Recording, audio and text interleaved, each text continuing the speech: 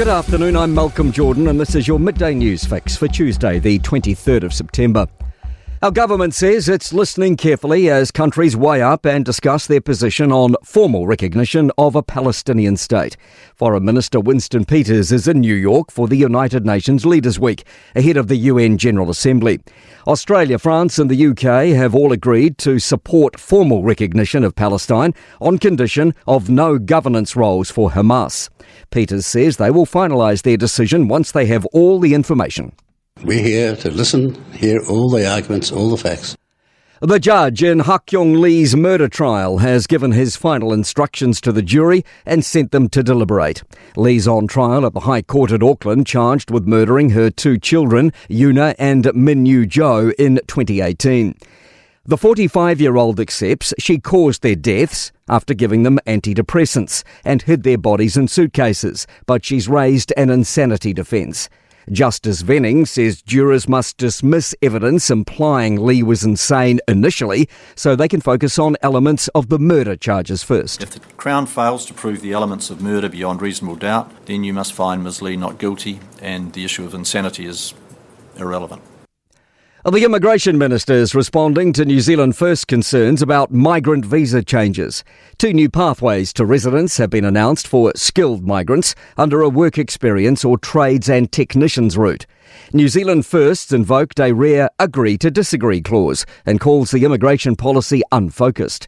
But Erica Stanford says some exclusions will apply and this has been done carefully. This does not represent a flood of people being able to apply for citizenship. It is a very small targeted number of very highly skilled people.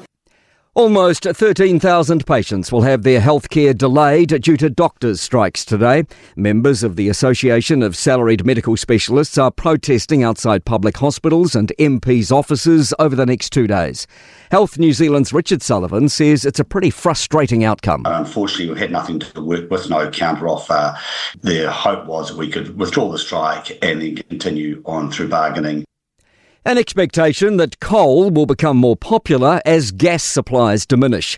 Genesis Energy signed a 2-year agreement with BT Mining to supply 240,000 tonnes of local coal to Huntly Power Station amidst electricity shortages.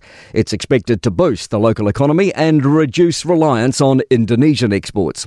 CEO Malcolm Johns says the focus is on energy security. We now have a supply that's around 10,000 tonnes a month and is economically competitive with Indonesian coal, so we've gone ahead and signed an agreement.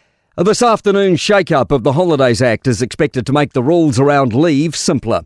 Employers and Manufacturers Association's Alan McDonald told Mike Hosking the overhaul is a long time coming. There will be some political trade-off, but actually both employees and employers benefit from this. To sport. Ousmane Dembele and Aitana Bonmati have been anointed with the respective Men's and Women's Footballer of the Year awards at the annual Ballon d'Or ceremony in Paris. American President Donald Trump is expected to delay his arrival at golf's Ryder Cup on Friday in a bid to ease fears over security-driven congestion at New York State's Bethpage Black Course. And Warriors lock Aaron Clark has been named in the NRL's Dream Team for the season as voted by the players. I'm Malcolm Jordan. That's your latest news fix. We'll be back with the next update at 5 p.m. from the Newstalk ZB newsroom.